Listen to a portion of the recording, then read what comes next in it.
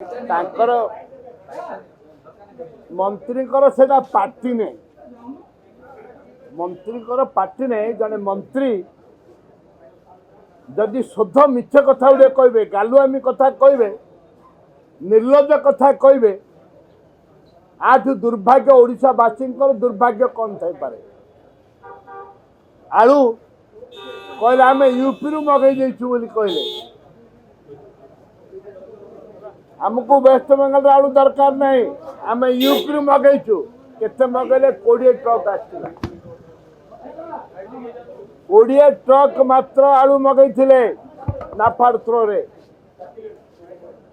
ତାପରେ ବାଧ୍ୟ ହେଇକିରି ଯେତେବେଳେ ପଠେଇଲା, ୱେଷ୍ଟବେଙ୍ଗଲ ପଠେଇଲା, ସେତିକି ବେଳେ ଆଙ୍କର ସମାଧାନ ହେଇଥିଲା। ବର୍ତ୍ତମାନ ୱେଷ୍ଟବେଙ୍ଗଲ ବନ୍ଦ କରିଦେଲା ପରେ ଆଜି ସାରା ରାଜ୍ୟରେ ଆଳୁ, ପିଆଜ, ଗହମ, ଆପଣଙ୍କର ପନିପରିବା, ଟମାଟୋଠୁ ଆରମ୍ଭ କରି ବାଇଗଣଠୁ ଆରମ୍ଭ କରି ସବୁ ଦର ହୁ ବଢୁଛି।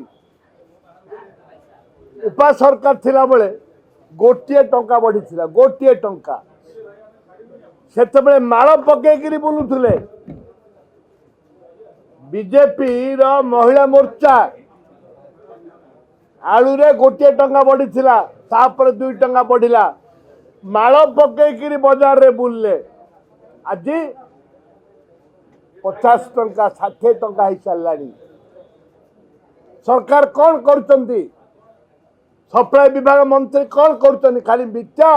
ଆପଣ ମାନଙ୍କର ସାମ୍ବାଦିକ ବନ୍ଧୁ ମାନଙ୍କୁ ବୋମ୍ ଦେଖିଦେଲେ, ଗୁଳା ଦେଖିଦେଲେ ପାଗଳ ହେଇକିରି ଭାଷଣ ଦଉଛନ୍ତି ମନ୍ତ୍ରୀ। ये कथार मंत्री, ये भाषण मंत्री, ये कार्यर मंत्री नुह।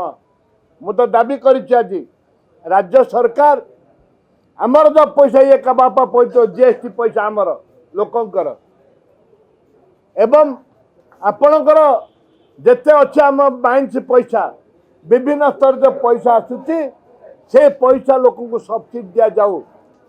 आलू रेट कमा जाऊ, पियाज रेट कमा जाऊ, खाइबा तेल रेट कमा जाऊ।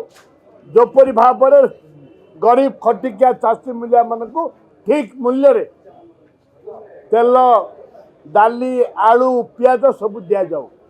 ये हूँ आम दाबी। नहले मान्यवर मंत्री इस्तीफा दिंतु।